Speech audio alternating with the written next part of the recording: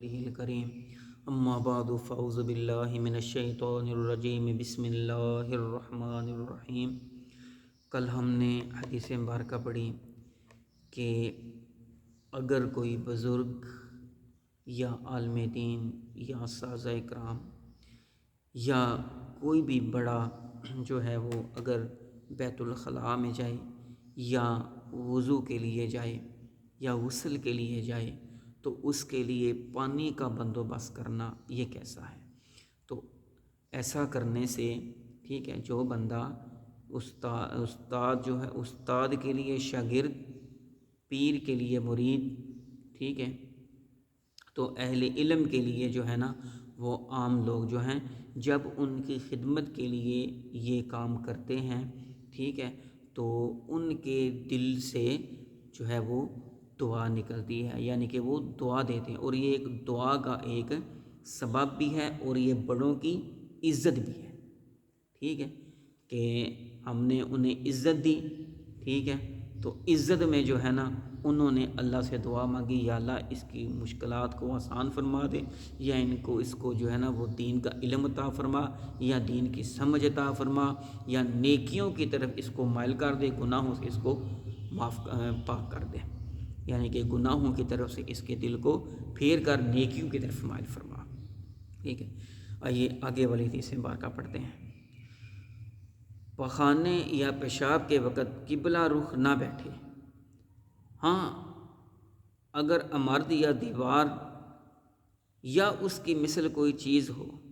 بڑا پتھر، ستون وغیرہ، ٹھیک۔ آئیے حدیث مبارکہ پڑھتے ہیں۔ حضرت ایوب انصاری رضی اللہ تعالی عنہ اس حدیث مبارکہ کے راوی ہیں، وہ فرماتے ہیں کہ رسول اللہ صلی اللہ علیہ وسلم نے فرمایا، جب تم میں سے کوئی رفع حاجت کے لیے جائے تو نہ قبلے کی طرف رخ کرے اور نہ ہی اس کی طرف پشت، مشرق کی طرف منہ کرو یا مغرب کی طرف۔ یہ خطاب اہل مدینہ کو ہے اور ان لوگوں کے لیے جن کا قبلہ اس سمت ہے، کیونکہ ان کا قبلہ جنوب کی طرف بنتا ہے، ٹھیک ہے۔ اس حدیث مبارکہ سے ہمیں یہ سبق حاصل ہوا کہ بندہ جو ہے جب رفع حاجت کے لیے، قضاء حاجت کے لیے جائے تو یہ خیال رکھے کہ نہ اس کا منہ قبلے کی طرف ہو اور نہ ہی اس کی پشت جو ہے وہ قبلے کی طرف ہو، بلکہ اس کے مخالف ہوں، ٹھیک ہے۔ تو اگر گھر کے اندر واش روم بنائے جائیں تو ان کا بھی خاص خیال رکھا جائے کہ ان کے پشت اور قبلہ جو ہے یہ پشت اور منہ جو ہے یہ قبلے کی طرف نہ ہو، ٹھیک ہے۔ تو اس لیے اس چیز کو مد نظر رکھ کر ہی واش روم جو ہے وہ بنائے جائیں، اور اسی چیز کو مد نظر رکھ کر ہی رفع حاجت کے لیے جایا جائے اور بیٹھا جائے، ٹھیک ہے۔ جب بیٹھا جائے تو ہمیں یہ نوٹ کرنا چاہیے کہ آیا کہ اس طرف جو ہے نا جس طرف ہماری پشت ہے یا جس طرف ہمارا منہ ہے اس طرف قبلہ تو نہیں ہے، ٹھیک ہے۔ ہاں اگر بندہ ایسی جگہ پر ہے کہ اس کو معلوم نہیں کہ قبلہ کس طرف ہے، ٹھیک ہے، اب وہ کس طرف منہ کرے تو اپنے دل میں خیال کرے گا، اپنے دل میں خیال کرے،